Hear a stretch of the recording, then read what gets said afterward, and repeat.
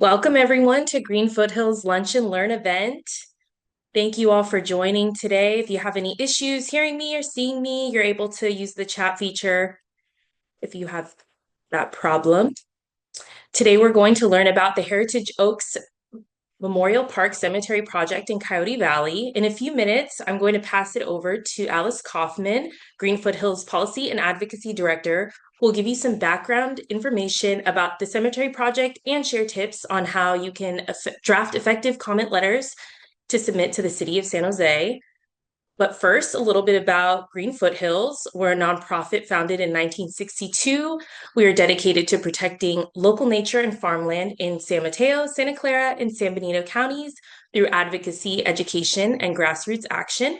Our work has helped permanently protect over 200,000 acres, and we wouldn't have been able to do that without supporters like you. So thank you for being here today. A few housekeeping items before we begin. We will have a Q&A session after Alice's presentation. Thank you to everyone who already submit their questions via email. If you didn't have time to do that, that's totally okay. Please put any additional questions you have for Alice in the Q&A feature at the bottom of the Zoom screen, not in the chat, as it will be very difficult to monitor that. And we will do our best to answer as many questions as we can at the end. Also, please note that the event is being recorded, so we'll send you out the link in a follow-up email in case you miss anything or want to rewatch the presentation. Now, on to Alice Kaufman, Green Foothills Policy and Advocacy Director. Alice manages our advocacy team and personally leads our advocacy efforts in Santa Clara County, including Coyote Valley. Thanks, Jocelyn, and thanks to everyone for being here. Can we please start the slide presentation? So there's been a huge amount of interest in the Heritage Oak Cemetery project. We had over 130 people RSVP for this webinar, and many who couldn't make it today have asked us about the recording and whenever it was going to be recorded and have it sent out afterwards. So we know the community has strong opinions about this cemetery proposal. So as Jocelyn said, the purpose of this Lunch and Learn is to help you as local residents share your concerns about the project with the City of San Jose. And I've been hearing a lot from local residents about their concerns, so I know that there are a wide variety of things that people are thinking about. Some folks are worried about impacts to open space from the cemetery project. Some are worried about air emissions from the crematory. Some are worried about increased traffic on McKean Road and other things. So what I'm going to do is, just to make this a little more interactive and help everyone join in, I'm going to ask you all to use the chat function to tell us what your concerns are with the project. If you feel like sharing that with folks, like what are basically, why are you here today? What are your concerns with the Heritage Oaks project? And as Jocelyn said, if you have questions you want me to answer, please put those in the Q&A. So we'll keep the chat for chatting and we'll keep the Q&A for questions. So next slide, please.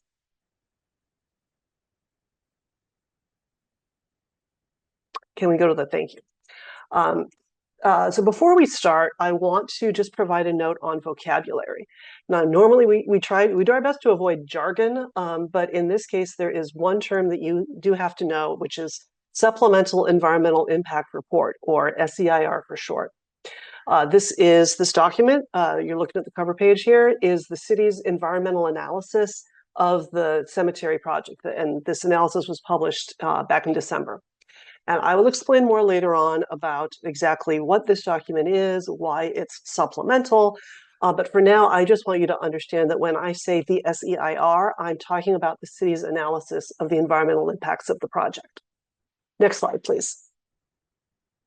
Okay, Heritage Oaks Memorial Park. What is it? Where is it? What does it consist of? Let's get into this. Next slide. Okay, this image is from Google Maps satellite view. Here is where the cemetery would be, that big white star that I put in the middle. So basically, say you were heading south on 101, you would get to the cemetery by taking the Bailey Road exit and heading west to McKean Road. The cemetery would be accessed from McKean Road.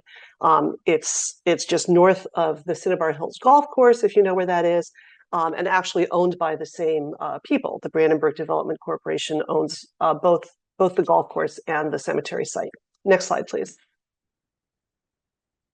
All right, this image is from the SEIR. The project site, which is the area bounded by the red line, is 275 acres. The cemetery area, which is bounded by the yellow line, is 102 acres. Again, you can see the Cinnabar Hills Golf Course just to the south, and you can also see the black dotted line there, which is where the new driveway would be from the Keene Road. That's how people would get to the cemetery. Next slide, please. Okay, here we have aerial drone footage. We have the project site on the right. We're basically heading northwest. You can see the Santa Cruz Mountains in the background. If you squint, you can see a bit of the Calera Reservoir. And then again, the golf course is coming up on the left-hand side. And now we're veering around. And can we pause the video for a sec? Okay, so I'm pausing it here because basically right now we're looking at where the cemetery would be. You know, you see sort of those two little hilltops. That's where basically the main part of the cemetery would be. It would also extend further north and in the future would also extend south. But at this point, we're kind of looking at the main area of the cemetery. Okay, let's start it again. And so our drone is veering around to the east. Now we can see the Diablo Range in front of us as we head up over the ridge line. Cemetery is basically on top of the ridge. Now we're looking at Coyote Valley down there. So you can see Highway 101 is that white line in the background. You can see Laguna Road is in the foreground. And now we are veering around south. We're looking out over the southern part of the site, and now the hills in the background there are the Coyote Valley Open Space Preserve, which is owned by the Open Space Authority. So I just wanted to give you that overview of what the site looks like. And this drone footage, by the way, is this was shown at a Santa Clara Valley Open Space Authority board meeting, and so that was publicly available. So that's how we got it. Okay, so let's see. Sorry, I lost my place here over my notes. Okay, so what is the Heritage Oak Cemetery? I'll read through all of this, and you don't have to frantically take notes. Again, we're recording this whole webinar, and we're sending it out afterwards, so you'll have plenty of time to look at all of these slides. So it's a 102-acre site. Again, if you need context for how big that is, it's bigger than 77 football fields, so pretty big. There would be a 4,300 square foot natural gas crematory, 8 mausoleum buildings, plus a 2-story funeral home. And all of these buildings and structures would be connected through a 2-mile network of paved roads. There'd be 124 parking spaces at the funeral home, plus also parking on the side of the road. They would be installing 75 acres of non-native turf grass, just basically the same lawn grass that, that people have recently been being asked to remove from their lawns. So there's that. And then all this would be irrigated through a 3-mile recycled water pipeline that would go through North Coyote Valley. And there would be a 1-mile drinking water pipeline and a septic system with a 6,000 square foot leach field. Next slide. And so cemetery operations, at what they call build out, which is when it would be the largest it's going to be. And build out is expected to take 100 years, by the way. The cemetery would have an estimated capacity of 150,000 ground burial plots and 150,000 spaces for cremation burials. And I should say that all of this information is in the SEIR. By 2030, it's estimated there'd be up to 5 committal services per day. Seating capacity is 120 people. So if you think of these as essentially events, if you think of this as an event location, they would be having up to 5 of these events a day with able to accommodate 120 people each. The crematory would operate daily and is estimated to have 500 cremations by the first year of operation, 1,000 by the second year, 2,000 by the 5th year, and 3,000 by the 10th year. And they would use 98 million gallons per year of recycled water to irrigate those 75 acres of grass. Next slide. Okay, and so this is an image from a staff presentation at that same Open Space Authority board meeting. So that's public information. So I grabbed this image. This shows, I'm showing this because it does a good job of showing you where the buildings will be, including the two potential sites for the crematory. You can see where they are. They're labeled potential crematory. That doesn't mean there will be two crematories. That's just they haven't decided exactly which site. And there will be obviously the roads connecting all the buildings, and the burial areas will be throughout this site, throughout the green, and then later the blue area. The blue area is phase 2.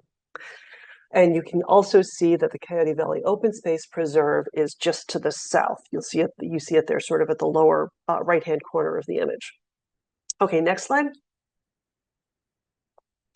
Again, this is from that same OSA board presentation. This is a rendering that was done to show where, whoops, go back. Go slide, yeah, thank you. This is a rendering that was done to show, like where the project would be once it's built. And you can also see, you can see by looking at this, I guess if you look closely, the sort of the grading that would happen, the hilltops that you can see on the left-hand side, which is the before image. If you look over on the after image on the right-hand side, you can see that it's kind of been flattened out and the gullies have been filled in. So that's part of the plan, is basically shaving off the tops of the hills and using the dirt to fill in the gullies in between. And another thing you can note is you see the sort of lighter gray area to on the right-hand side where it says the future development area. So that's what they're calling area 2 on the maps. That's where that's a later development of the cemetery that's planned. Next slide. Okay, and then this is another rendering. This would be the view from the picnic area of the Coyote Valley Open Space Preserve. And basically, you can understand when you look at this why OSA is concerned about this project. It really is going to affect the view from one of their flagship open space preserves. Next slide, please. And then another rendering. This is from the driveway into the cemetery.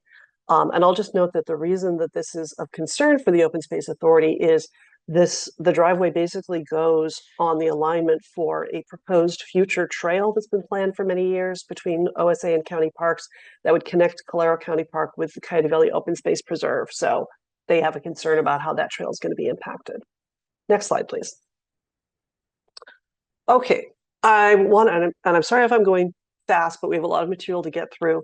I want to talk to you a little about the legal and the regulatory process. This is going to be a little dry and wonky, but we'll try to get through it quickly. Next slide. Okay, California Environmental Quality Act, or CEQA. First of all, a disclaimer, I am vastly simplifying the legal issues here. I'm only talking about the aspects of this law that apply to this project. And I am not providing you with legal advice. If you want legal advice, hire a lawyer. Okay, had to get that out of the way. Now, CEQA, what is CEQA? So it's the state law that requires agencies, in this case, the city of San Jose, to analyze the potential environmental impacts of projects before they approve them. It also requires public disclosure of the impacts and opportunity for public comment. And there are different levels of environmental analysis. As a general rule, for a big project like this cemetery, an environmental impact report, or EIR, is required. And then if the project changes or new information becomes available, a supplemental environmental impact report, SEIR, must be prepared. And that's what happened in this case. Next slide. So I want to take you just really quickly through the history of the project proposal because it's a little complicated. It started back in 2013. Well, I'm sure it started before then, but in 2013, the landowner applied for a rezoning of this site to allow a cemetery. And then in 2014, the city prepared an EIR to analyze the impacts of the cemetery. Also in 2014, that was when the San Jose City Council approved the rezoning to allow a cemetery to be constructed on this site. And then in 2023, note that gap of years there, the landowner applied for what's called a planned development permit permit to start construction on the cemetery. And the city decided to require additional environmental analysis, SEIR. That's the SEIR, yeah. So next slide. So why did the city decide that? Why was additional environmental analysis needed? So normally a project does not have to do any more analysis just in order to have a permit approved, but there are unusual circumstances here. There's that gap of almost a decade between the original 2014 EIR and the 2023 permit application. And that was significant because during that period, there's been a lot of studies done about wildlife movement through Coyote Valley. Just as an example, there was a bobcat radio tracking study. They caught and put radio collars on bobcats so that they could track them in order to find out where they were moving. And, you know, spoiler alert, yes, there are bobcats using this site for their habitat. There were other studies that found that many species of wildlife use these hillsides, including where the project is located, to travel in and out of the Santa Cruz Mountains through Coyote Valley into the Diablo Range on the other side. And then also, since 2014, there's been a lot of surrounding land, over 1,500 acres, that's been protected as conservation land. And so that represents an investment of both public and private funding of over $120 million. So we're definitely in a different world than we were back in 2014 in terms of Coyote Valley's importance for conservation. And also the project has changed. There's new pieces to the project that weren't included back in 2014. So that's another reason to require additional environmental analysis. And, you know, like some of the new components of the project are the crematory, that wasn't part of the 2014 project, and the recycled water and the drinking water pipelines also were not. So when the landowner applied for the planned development permit, we, Green Foothills, and other environmental groups, as well as community members, urged the city to require additional environmental review, and that's when the city decided to do the SEIR. Next slide. All right, what's happening now? So the SEIR was released in maybe mid-December 2025, just recently. Now is what's called the public comment period, which is an opportunity for the members of the public to submit comments to the city. And the deadline is Wednesday, March 4th. So that might be news to some of you if you were alerted about this previously. The original deadline was February 18th, but the city decided to extend it for a couple of weeks. And then after the comment period closes, which means it's the deadline and everybody has submitted their comments, then the city will review and respond to all the comments received. Next slide. What's in the SEIR? Okay, before I get into that, let's just sit on this slide for a minute before I just jump into everything. I want to issue another disclaimer. This is a 280-page document, the SEIR, plus it has 8 appendices. I am not going to try to summarize the whole thing. We would be here for 2 hours and you would all fall asleep. I am just going to pull out some highlights that I think will be helpful for community members to be aware of. And I should also note another disclaimer, I am still looking through the SEIR myself with an eye to drafting my own comment letter. I will probably think of some issues later on that I want to put in my public comments, so I am not pretending that what I'm about to say is the sum total of everything that I'm going to have in my comments eventually. But that said, I think it's safe to say at this point that there are some problems with the level of analysis in the SEIR, and I can talk about some of that. Okay, ready for the next slide. Okay, so what types of impacts are typically evaluated in an EIR? There's a lot of information here, not expecting you to understand it all. There's like 18 different types of impacts that EIRs generally follow. Some of these are self-explanatory, noise, for example. Others need some explanation. For example, aesthetics, the first one. That doesn't just refer to whether the project is ugly or not. It's also about whether the project would impact scenic vistas, and which is an issue for this project. And biological resources just below. That includes that covers a wide range of impacts, impacts to wildlife, to natural landscapes, to a whole lot of things that are lumped under biological resources. But just in general, these are the categories that are evaluated in an EIR. Okay, next slide. All right, so let's look at the Heritage Oaks SEIR. Next slide.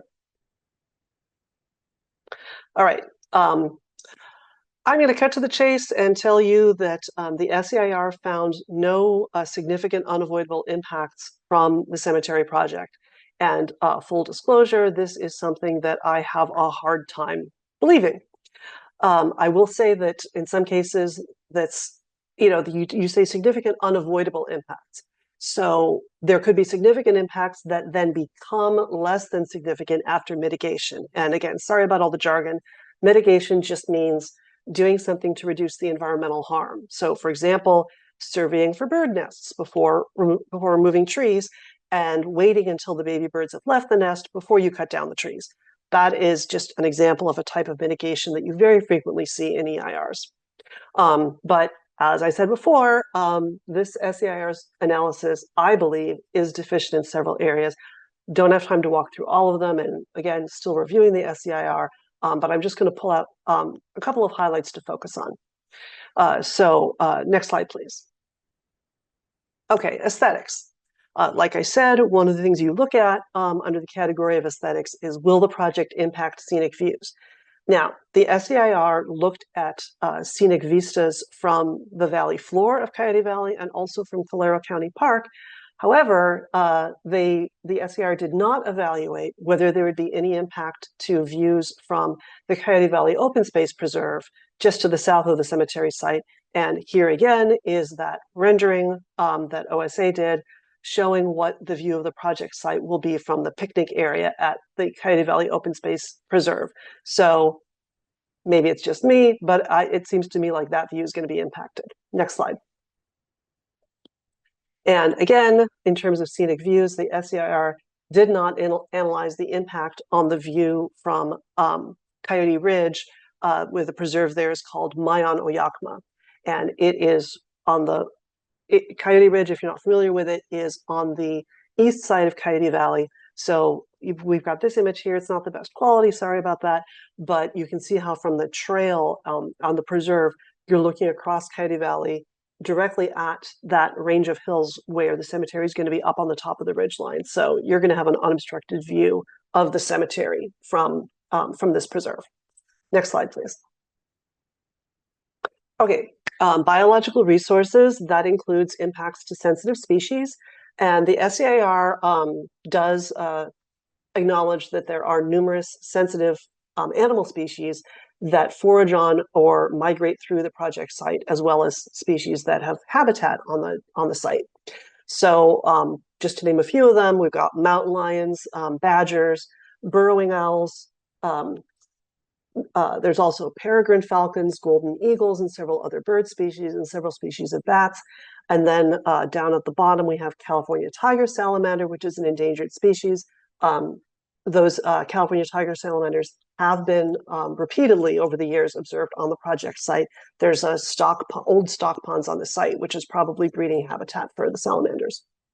And it also includes habitat for a native bumblebee that we have an image of here, which is a candidate for listing under the State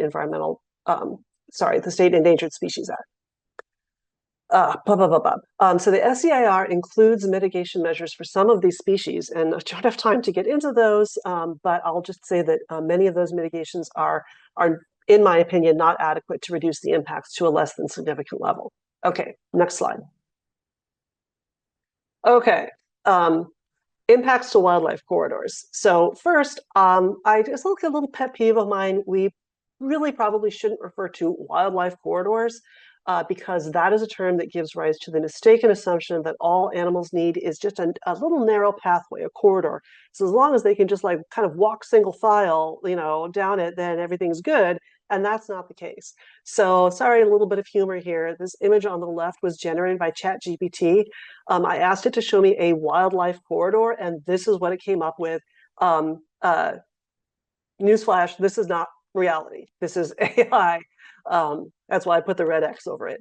I mean, totally aside from just the absurdity of these animals hanging out together like it's a Disney movie, animals just need a lot more room than this in order to get where they need to go. So let us look at the image on the right, which is from Peninsula Open Space Trust Post. This shows us what animals actually need. This is called landscape scale connectivity. Plenty of room for animals to forage or hunt, find water, and so on. And this recognizes that it's not just about whether like a mountain lion can like literally like walk down this narrow pathway. It's about the entire ecosystem and about the whole range of animals and plants too, which is what we need for real connectivity. And I'm not totally dissing this idea of undercrossings, which is like what ChatGPT showed me. We need those to make sure animals don't get hit on dangerous highways. But we're not talking about a dangerous highway here with the cemetery project, where you're talking about over 100 acres of what is currently natural hillsides. And it is just a mistake to think that we can put development and buildings and roads all over a landscape. And the animals will be just fine as long as they can kind of squeeze in between the buildings and run across the roads. No, it is not okay. But the CEQA regulations haven't been updated in a very long time, at least not these. So they still talk about wildlife corridors. Anyway, next slide. With all that said, thank you for letting me get that off my chest. So this image is from the SEIR. And I should note that it's outdated. You can see that green hatched area is, well, you probably can't read the legend at the bottom, but the green dotted area is labeled conservation and parklands. But like I said, there's been 1,500 acres of land conserved, in and around Coyote Valley, and that's not shown here. So the project site is marked in red, if you can see that, and the Coyote Valley is just to the right of that, and so you can see there's no land marked there. That's conservation land, and that's the land that we saw in that drone footage we were looking at over Coyote Valley. It is conservation land that's intended to facilitate wildlife movement. But in any case, you can see that this yellow line, the yellow dotted line, which in the SEIR map is representing the wildlife linkage. Again, I would argue that's way narrower than it should be, but whatever. But it runs smack through the project site. Again, that's the area outlined in red. So looks to me like we've got a wildlife corridor running right through the project site. And next slide. Again, from the SEIR, the bright yellow areas on here are high connectivity areas, and that means these are areas where it's easy for wildlife to move. So you can see on the left-hand side of this image, that's basically the Santa Cruz Mountains area. So it's easy for animals to move around there. It's all forested, no roads, no structures, and so on. So that's not a problem. And then over on the right-hand side is the Diablo Range, the hills to the east of San Jose, Morgan Hill, yada, yada. Again, bright yellow, no impacts to wildlife connectivity. And then the cities, San Jose at the top, and then Morgan Hill. Gilroy's not labeled, but it's just south of Morgan Hill, and then Hollister. Those are dark because animals can't get through there. So I want you to look at the area in between San Jose and Morgan Hill and the little blob of green, which is the project site. So what we're looking at is Coyote Valley. It is not bright yellow, most of it, because there's still a lot of barriers for wildlife here, but you can see that it's still the best way for animals to move from the Santa Cruz Mountains to the Diablo Range. And they really don't have any other way to get across unless they go way down south of Hollister, where you can see some yellow down there. So Coyote Valley, this is in fact a great illustration of why we say Coyote Valley is so important for wildlife movement. That the project outlined in green is right there, smack in the middle of that Coyote Valley linkage. The SER says that because this cemetery has what it calls an open design, it won't impede wildlife movement. But, again, like that's relying on the assumption animals can just sneak in between buildings and that won't impact their ability to migrate at all. The SEIR is not supposed to ask the question of whether it's theoretically possible for animals to get through the project site. It's supposed to ask whether wildlife movement will be significantly impacted. And the SEIR concluded that it won't, and I just don't think that conclusion is supported by the evidence.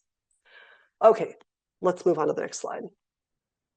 Okay, There's plenty of other possible issues where the SEIR has or might have deficiencies. Like I said, I haven't finished doing all of this analysis and research, but I'm bringing this up because some of you might already have some ideas about these impacts. So just for example, could there be air pollution impacts from the crematory?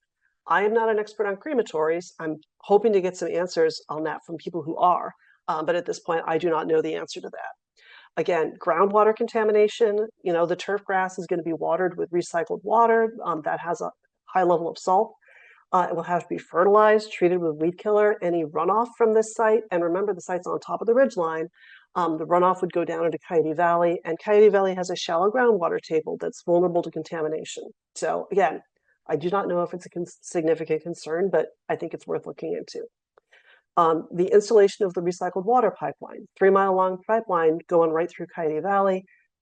It'll be a major project, probably take months to complete. Impacts to traffic. It's going to have to cross Fisher Creek. Are there impacts to the creek? We don't know. Traffic on McKean Road. And now this is something that residents who live there and who use the McKean Road all the time might be able to comment on. For example, are there slow-moving funeral processions? What would that mean for example, emergency services that need to use the Keene Road? These are questions that I'm raising. I do not know the answers. Will there be an impact on nearby parks and trails? So the new driveway that's going to be the entrance for this cemetery is going to be pretty close to the entrance to Calero County Park. Will that access be impacted? There's that trail, that planned trail that I mentioned. Is that going to be impacted? Will the trail still happen even? And then finally, wildfire hazards. The site is in a wildfire hazard zone. Are there concerns about the project taking up firefighting resources? Just flagging these, haven't had time to look at them yet. So next slide. Okay, commenting on the SEIR. Like I said, the goal of what we're doing all here is to make it easier for all of you to submit comments to the city. So that's what we want to get into now. Next slide. First of all, nuts and bolts. Again, not going to read through all this. We're going to send out the thing, and also we're going to put this information in a follow-up email that we'll send out so that you can copy all these email addresses that I'm suggesting that you send it to. But just really quickly, deadline is March 4th. Here's the email address that you should send to. This is the information you should put in the subject line of your email. And you don't have to do this, but I would recommend that if you are sending in an email that you CC the city council members. And I'm not trying to make life hard for them. I'm just saying, because we're always talking about how important public participation is and how you need to let the city know what you feel. The city council members, I think, want to know. They want to know what their constituents think because they want to represent the people in their district and know what they're concerned about. Okay, next slide. So what makes an effective comment letter? Tell your story, maybe you're not a technical expert on hydrology or air pollution, but you know what? You are an expert on your own life. There will very likely be people who are experts on those subjects submitting the comments, but only you know how this will affect you. Are you required to read the entire SEIR before you do your comments? No. I know you're so glad to hear me say that. You're allowed to have your own opinions about the project based on your lived experience. But of course, if you do have specialized knowledge or expertise, please share your perspective in the comments that you write. And if you know of any studies, articles, other resources that would shed light on the potential impacts of the project, please share those with the city as well. The bottom line, as a local resident, your perspective matters. And the city won't know how the public feels about the project if people don't tell them. And I think we might be at the end. Can we just go to the next slide and see? Okay, that is the end. And I got through that in 35 minutes. Great job, Alice. Perfect. Thank Great you, Jocelyn. presentation. Yeah, thank you. So I thank everyone else for, first of all, sitting through all of that and submitting all of your questions via email and using the Q&A feature. First question, what happens after all the comments are submitted? Right, okay. So once the comment period closes, the city is going to review and respond to the comments that are received. Then the city will have to decide whether to certify the SEIR and grant the permit, the plan development permit.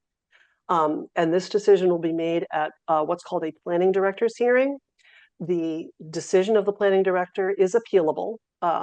The decision on the permit can be appealed to the planning commission. The decision on the SEIR can be appealed to the city council. And then those decisions will be final. So Mm. that's what's coming next. That's what happens next. What are the So odds that the city will deny the project? I have learned never to make predictions. Um, I get asked questions like that a lot, and yeah, I do not know. I mean, I'll comment. This is an unusual situation.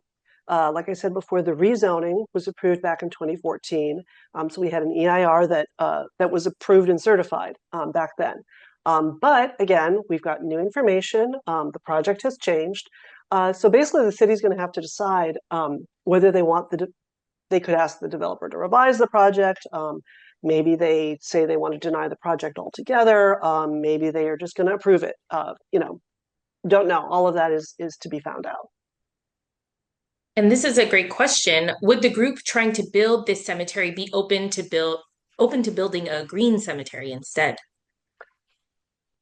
Yeah, well, okay, I will say yes. I will say, sorry, I was like, sure, they will. Um, a green cemetery, and I'll explain what that is in a minute. That was actually one of the alternatives analyzed in the SEIR. Okay, so a green cemetery, well, I suppose it could take a variety of different forms. But what the SEIR described this alternative as is in the first place, it wouldn't have that non-native turf grass that has to be irrigated. So we wouldn't have that need for irrigation or for the recycled water pipeline if it comes to that. Um, and it would still require the grading of the hillsides, so we're still going to have the bulldozers and the earth movers coming in and moving all that around. But after all that, then the land would be revegetated with native vegetation, okay? Um, and then also, of course, part of a green cemetery is you don't do embalming practices. You use only biodegradable materials in the burials. So you wouldn't have, for example, like concrete lined vaults, or Mm. metal caskets or, anything else that's not biodegradable. So, it is definitely more environmentally friendly. And it was identified in the SEIR as what's called the environmentally superior alternative. EIRs are always required to identify an environmentally superior alternative. Whether the developer would be open to doing that, I do not know. Again, the SEIR said that the issue with a green cemetery is that one of the goals of the project is to accommodate the diverse, cultural practices around burials that for the people in the area. I don't know if that's. I don't know how critical of a need that is. I'll just put it that way. So, you know, yes, a green cemetery certainly would be more environmentally friendly. I'll say that. Mm. And speaking of the needs, why does the developer want to build a cemetery? Is there really a need for a new cemetery? That is an interesting question. I have certainly read articles talking about how Americans in general are sort of turning away from these sort of traditional burial practices, and that there just isn't the same need that there used to be for old-fashioned cemeteries. I don't know how that works out in the San Jose area. That's not something I'm an Mhm. expert in. Okay. Do you think that they are worried about having feral pigs in the cemetery if they water the grass all the time, since feral pigs love moist, grassy areas? That thought had occurred to me. I don't know if the developer has thought of that. In their shoes, it would be a concern for me, having the irrigation there, because Mhm. yeah, you're right. Feral pigs love to root where the soil is moist. So I guess something to think about. Yeah. Is there a chance that the developer will sell their land to posts? That's a good question. I can, so I don't know what they will do or not do. Hmm. I understand that there have been offers from conservation organizations. I don't know if it was post, but it's my understanding there's been offers to purchase this land from the landowner. Essentially, you know, we'll take it off your hands, and you can, get some money for this land without having to put a cemetery on it. Um, from the fact that they're going forward with this proposal, I think we can assume that those offers were not accepted.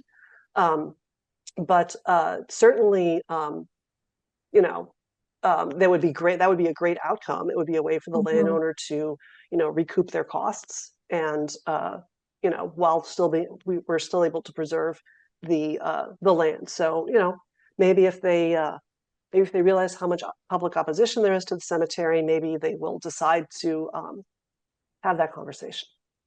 Yeah. And what firm prepared the EIR? And has the city accepted it as complete? If not, what are the deficiencies that exist? Or has any other group challenged the accuracy or the scope? Uh, okay, well, as in terms of what firm, I mean, there were several different firms, consultants that prepared the technical studies, for the EIR. For example, the biological evaluation was done by a firm called Live Oak Associates, and then there was a different firm that did the traffic study, and a different firm that did the air quality analysis, and so on and so forth. Um, as far as I mean, the city hasn't certified the EIR. That's the whole point of, this process, the public comment process, that people provide input to the city before they make that decision. Hmm. So all of that thing about deficiencies and is it accurate? Is the scope what it should be? That's all going to get, the city's going to have to make those decisions. Hmm. And so we have a lot of environmentally conscious people in here that are from all over the Bay Area, and which is amazing, but we want to know if they are able to submit comment too, and will their voice be heard? Yeah, anybody can submit public comments. Hmm. It's open to everybody in the public. So yeah, Hmm. you do not have to be a resident of San Jose. Anybody is allowed to care about this project and what it will mean. Yeah, that's great. Um, Another question here is if the cemetery has to be flat, since the location is beautiful, does it have to go through all of that? You mean if what? I'm sorry, if the cemetery If has to be flat, to level it down, for developers to do all of that work that they have to do on the land to prepare for the cemetery, does it have to be flat? or does it have to be flat? Yeah. Um, I mean, again, like the site, the hilltops and everything are somewhat steep. Hmm. So particularly when you're talking about like ADA accessibility and so on, I certainly can understand, the desire to have it be not so steep. I will admit that like my first thought about it was like, if you wanted it to be flat, why did you choose a hillside as your site? Kind of, there are flat places where you wouldn't have to do all this grading. So I guess I'll just say that's kind of my opinion. Yeah. And do you have any alternative locations where this might be better within the city since they said they need more? I'm not a real estate expert. I don't know. I'm not going to say that guy's land would be great, and then the person's like, wait, what? I'm not in a position to state that, but I certainly would encourage the developer to take a look around and see if there's some place that has fewer environmental impacts. Yeah. And so the final question, which I think is great for everyone to know, can them as community members have permission to share this recording with our neighbors and friends? Yes, absolutely. We're sending this out to the public. Share it with anybody you like. Um, just FYI to everyone, I believe there's at least one representative of the developer here with us today who RSVP'd for this webinar. Welcome to him. Happy to share this with anybody, with the developers, with the city council members. I've tried to be very open and straightforward and say, where something's my opinion and where I'm repeating facts from the SEIR. So this is share it with everybody. Great. Thank you so much. And that is all the time we have. We made it exactly to 12:45. Woo! So thank you all for being here today. And again, this is being recorded and will be sent out in a follow-up email in the next day or two. And we hope you all submit comments and have a great rest of your day. Thank you.